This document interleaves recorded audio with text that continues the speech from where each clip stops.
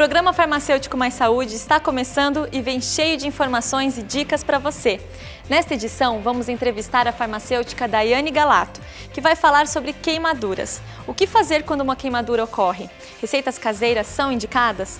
Fique ligado, vamos esclarecer todas as suas dúvidas e ainda teremos as dicas do quadro Bem-Estar e mais um episódio da série Farmacêutico em Ação. Voltamos após um rápido intervalo.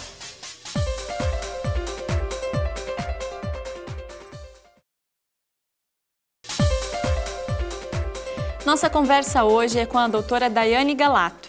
Ela é farmacêutica e desde os anos 2000 se dedica a estudos sobre a utilização de medicamentos e ao desenvolvimento da farmácia clínica no Brasil. Possui experiência no ensino de graduação e pós-graduação, desenvolvendo projetos relacionados ao uso racional de medicamentos, incluindo o tratamento de pacientes vítimas de queimaduras. Obrigada pela presença. Prazer é todo meu. Doutora, queimaduras são sempre resultado de falta de cuidado? Quais são as causas mais comuns? As causas mais comuns de queimadura geralmente vão ser queimaduras térmicas. Elas podem ser causadas, por exemplo, pela escaldadura, o líquido quente, né?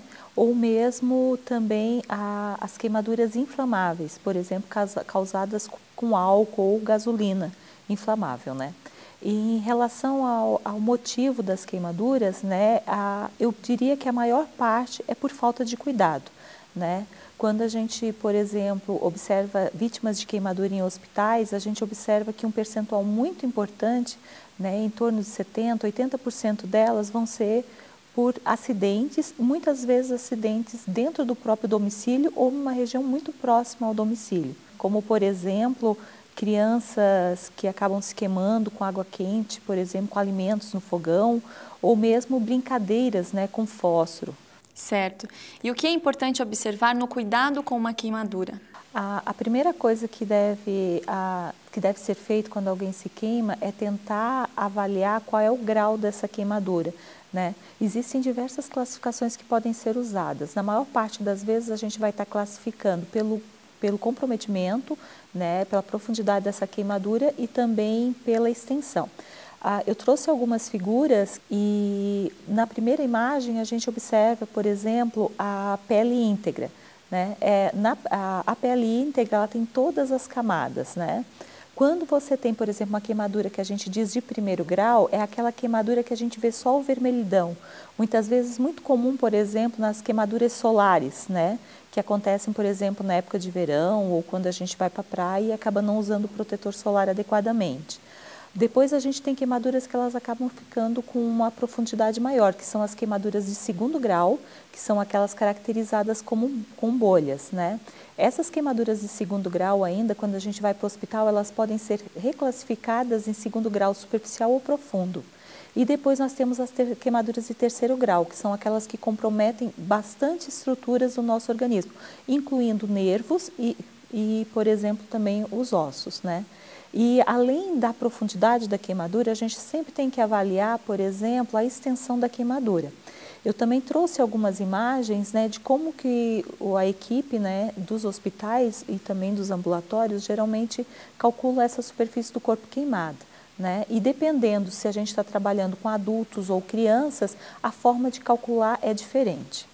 Então, uma vez que a gente observa a extensão do corpo queimado, a superfície do corpo queimado e também o grau de queimadura, a gente vai definir o paciente como um paciente que ele pode, por exemplo, estar sendo tratado em casa, né? Um paciente que vai precisar fazer curativos, por exemplo, em nível ambulatorial, ou um paciente que vai precisar internar.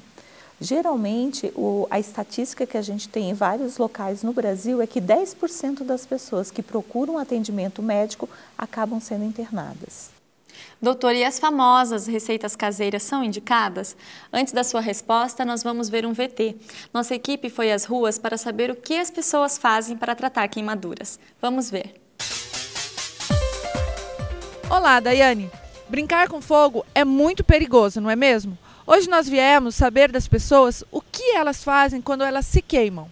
Bem, eu corro e coloco uma água bem fresquinha, ligo a torneira no máximo na água geladinha e já me molho bastante ali. Vou procurar um gelinho para me refrescar. Costume de casa, assim, que a mãe fala, ela sempre aconselhou passar pasta de dente, não sei se é certo, mas ela sempre aconselhou passar pasta de dente e a gente usa isso em casa. Passa emulsão de Scott, é o melhor que tem. Eu aprendi com minha mãe, com meus avós, que passar pasta de dente, tá? Diz que, né, auxilia, né, diminui a dor da queimadura. Então, doutora, é correto o que nós vimos? Cada um tem uma receitinha diferente, mas quando ocorre uma queimadura, o que devemos fazer? Então, quando acontece uma queimadura, né, se for aquelas queimaduras assim com uma grande extensão do corpo queimado, a gente deve procurar rapidamente o médico, né, numa unidade de saúde, uma UPA ou um hospital.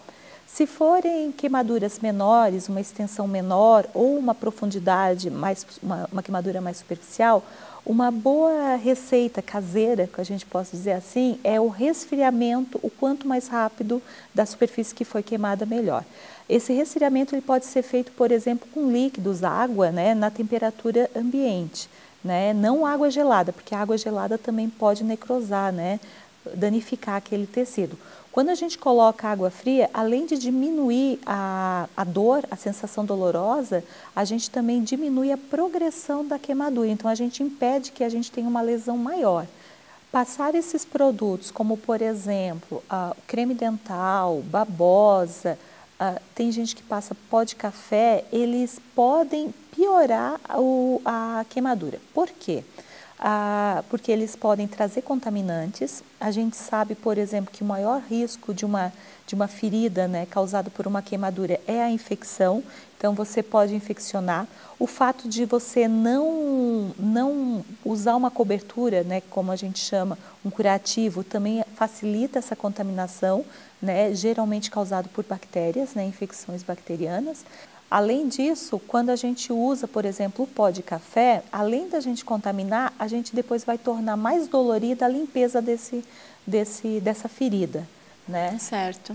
Uhum. Em geral, doutora, as queimaduras são ferimentos que doem muito. O que é possível fazer para atenuar a dor? Então, como eu falei anteriormente, uma das possibilidades é usar a água fria, né, logo depois que a gente queima, o quanto antes. Essa é a melhor receitinha caseira. Receita caseira em pequenos ferimentos. Água, né? da torneira mesmo. Água, né, da torneira. Usar a água para esfriar a queimadura, ela já não é adequada para grandes queimados. Essa é uma receita mais para a gente usar em pacientes com uma extensão de pele queimada menor. Mais brandas. Mais brandas, porque a pele, ela mantém a temperatura do paciente. Então, em grandes queimados, se a gente, por exemplo, der um banho de imersão, né, no sentido de aliviar a dor, a gente pode causar hipotermia. Além do uso da água, a gente também pode utilizar medicamentos nessas situações, né? E em queimaduras menores, a gente pode estar utilizando medicamentos como dipirona, paracetamol, que são analgésicos que geralmente a gente tem em casa. E esses medicamentos que a gente tem em casa, é importante sempre ter uma consulta do farmacêutico, né? Buscar a orientação do farmacêutico. Exatamente, é sempre importante até para a gente saber o intervalo entre doses, a quantidade que vai ser usada e também se é o caso de eu estar, por exemplo, fazendo o manejo desse problema, né, dessa queimadura sozinho, né, fazendo o autocuidado dela. Ou se eu vou precisar, por exemplo, de uma equipe. Doutora, e o que fazer para evitar infecções? São aqueles cuidados que a gente falou, né? Geralmente, proteger bem, deixar o ambiente limpo e usar os curativos. Já em pacientes que estão sendo tratados em ambiente hospitalar, as infecções, elas também são o problema mais importante que se tem. Mais ou menos 80% dos pacientes no ambiente hospitalar vão precisar usar antibióticos, ou para prevenir possíveis infecções, ou para a gente estar tratando. A maior causa de mortalidade por queimadura nos hospitais, daqueles pacientes que sobrevivem ao acidente, é causada por infecções e a complicação dessa infecção que a gente conhece como sepse. Tá certo, doutora. Daqui a pouco nós vamos falar sobre as queimaduras provocadas pelo sol e como minimizar as cicatrizes. Agora, vamos às dicas do quadro Bem-Estar. Confira.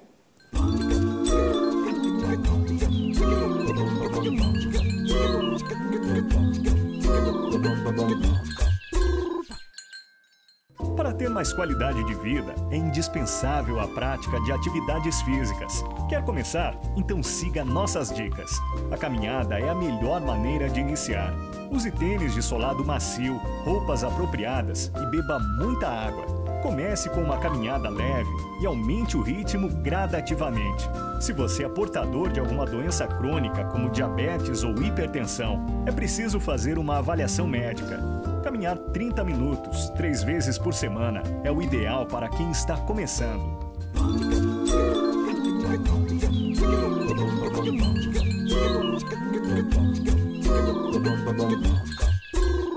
O Ministério da Saúde disponibiliza à população brasileira um canal exclusivo de informação sobre promoção à saúde, a plataforma Saúde Brasil. Com foco em 4 pilares: eu quero parar de fumar, eu quero ter um peso saudável, eu quero me exercitar e eu quero me alimentar melhor. A ferramenta reúne conteúdos, serviços e a voz de especialistas para apoiar a população a mudar seus hábitos para conquistar uma vida mais saudável e com qualidade. A plataforma está acessível no endereço virtual Portal Saúde, saude.gov.br/Saúde Brasil. O SUS é seu. Use. Defenda. Ao meu lado está a farmacêutica Daiane Galato. Nós estamos falando sobre queimaduras. Doutora, o que fazer para minimizar as cicatrizes? As cicatrizes, elas são um problema bem comum nas pessoas que têm queimaduras, principalmente naquelas queimaduras maiores ou nas queimaduras de 2º e 3º grau, como a gente falou anteriormente. Nesse caso, uma recomendação muito válida é a gente evitar a exposição ao sol, né? Principalmente nos meses que se seguem aquela queimadura. Depois, se ainda o paciente achar que a queimadura está muito forte, a mudança de cor na região é muito grande, a gente pode estar procurando um dermatologista ou mesmo um cirurgião plástico. E aproveitando que a gente falou sobre o sol, as queimaduras provocadas pelo sol, doutora, elas devem ser tratadas de maneira diferenciada?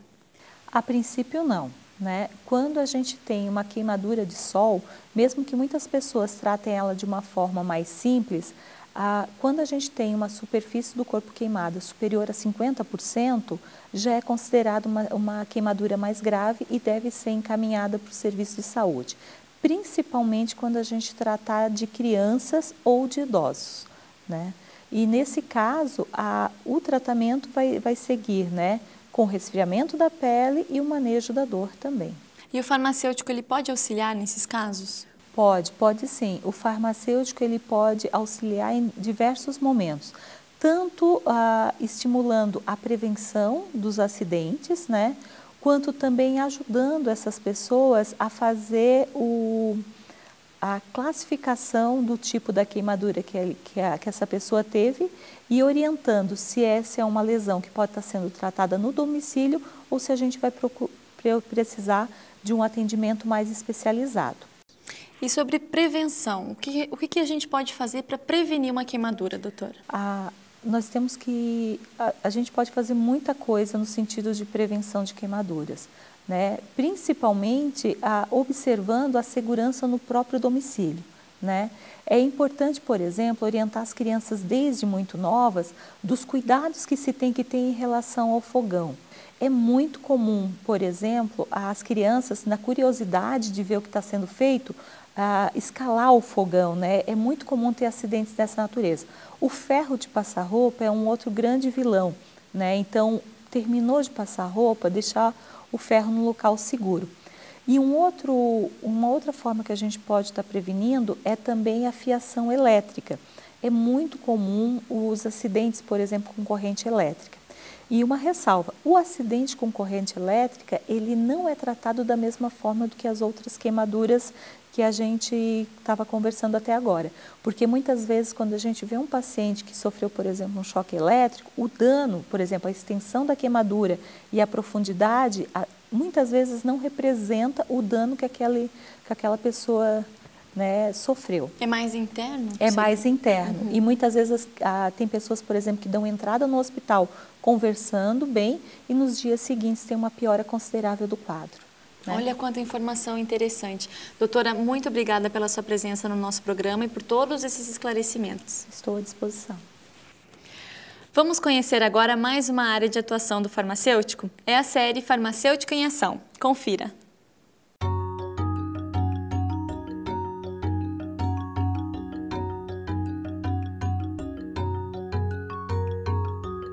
O que é de fato a terapia nutricional?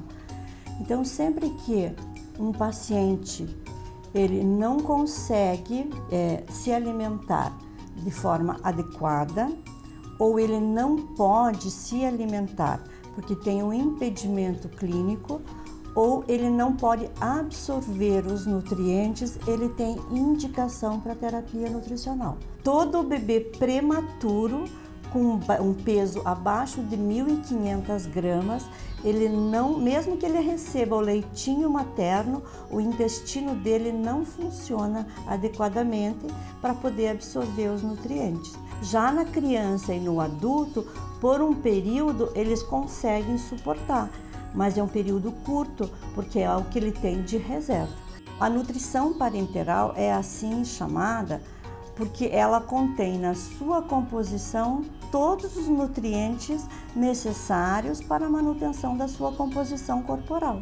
E nessas situações é que entra o farmacêutico colaborando com o que pode, o que não pode receber, quais são as ações de cada um dos nutrientes, e orienta a família em relação aos cuidados com a administração, com a conservação do produto, enfim, N ações é que vão estar garantindo que a nutrição parenteral, a farmacoterapia possibilitem a condição de vida desse paciente.